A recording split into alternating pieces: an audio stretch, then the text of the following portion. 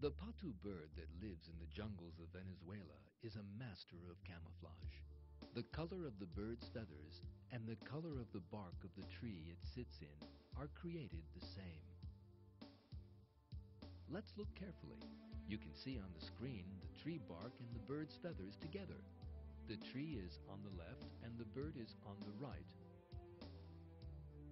A perfect similarity. The only hint that could give the bird away is its bill and its eyes. But the bird knows how to use the design on its body and starts to play possum in moments of danger.